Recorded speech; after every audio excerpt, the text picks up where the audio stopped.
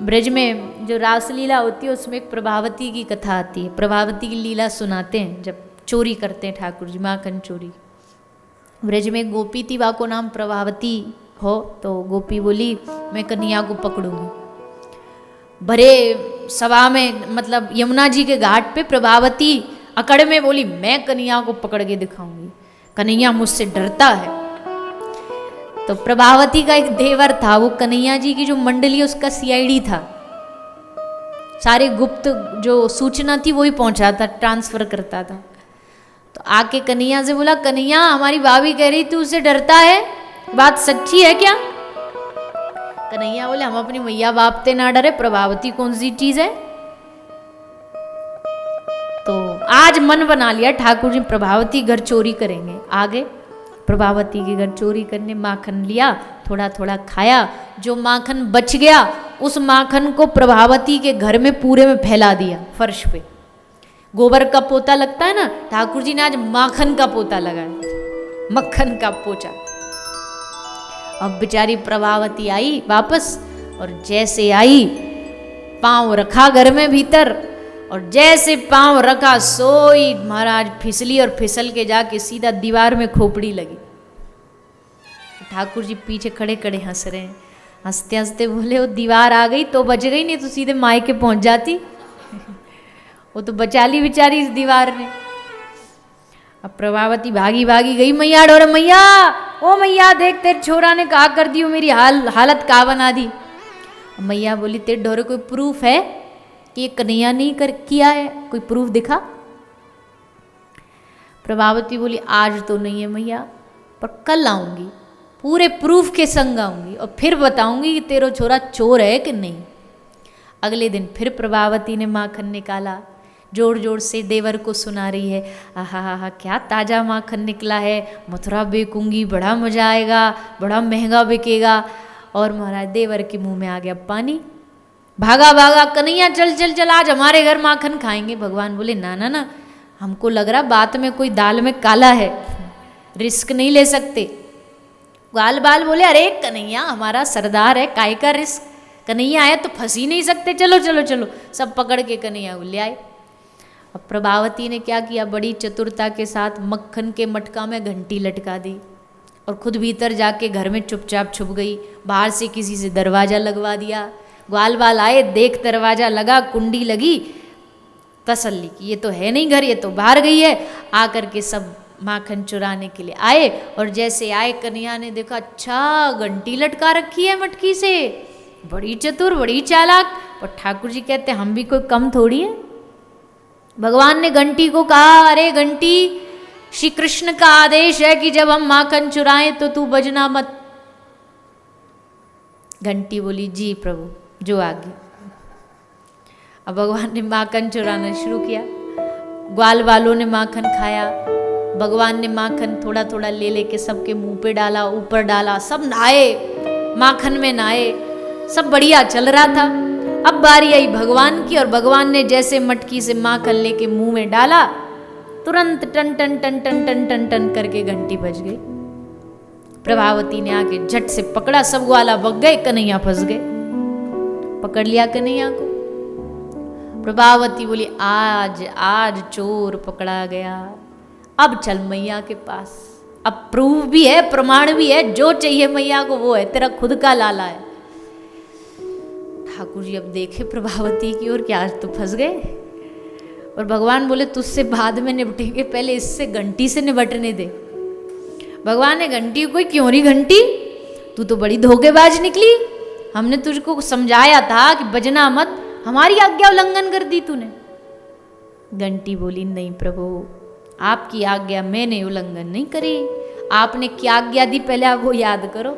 आपने आज्ञा दी कि जब माखन चुराऊं तो तू बजना मत। आपने माखन चुराया, मैं नहीं बजी, ग्वाल वालों को खिलाया, मैं नहीं बजी। पर प्रभु शास्त्रों में लिखा है कि जब भगवान भोग लगाते हैं तो घंटी जरूर बजती है, इसलिए मैं बज गई। अब शास्त्र की आज्ञा थोड़ी काट दूंगी मैं। भगवान बोले आज तो फंसे बढ़िया हम लंबे, पर कोई बात नहीं, घबराने की जरूरत नहीं, अभी तो पूरा रास्ता बाकी है, निकाल लेंगे कोई ना कोई मार्ग, कोई ना कोई रास्ता। ठाकुर जी चल पड़े प्रभावती को लिए।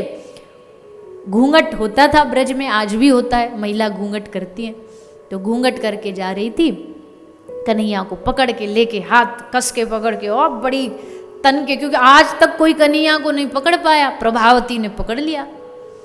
अब पीछे पीछे ग्वाल वाल सबरे रोते रोते, अब क्या करें, कन्हैया फंस गए, आज तो सरदार जी फंस गए, हेडमास्टर फंस गया। अब सबरे डरते डरते जा रहे थे, तो उसी समय ठाकुर जी ने प्रभावती को कहा, अरे चाची, ओ सुन चाची। चाची बोली बोल। अरे चाची, तू हट्टी तगड़ी है एकदम, और मैं हूं कोमल सा बच्चा। ऐसे कस के हाथ पकड़ रखा, देख उंगली उनके निशान आ गए हाथ में, लाल लाल हो गया पूरा हाथ। तो फिर तो ले, ये हाथ छोड़ दे, दूसरा पकड़, ये हाथ दुख गया मेरा, दूसरा ले पकड़। तो प्रभावती ने हाथ छोड़ा, और जैसे छोड़ा, पीछे मंडली में प्रभावती का देवर सबसे आगे चल रहा था, same height same age. Thakur ji ने वहां को इशारो दियो कि हाँ, ठमक ठमक भागो भागो गयो, बोलो, हाथ कर आगे।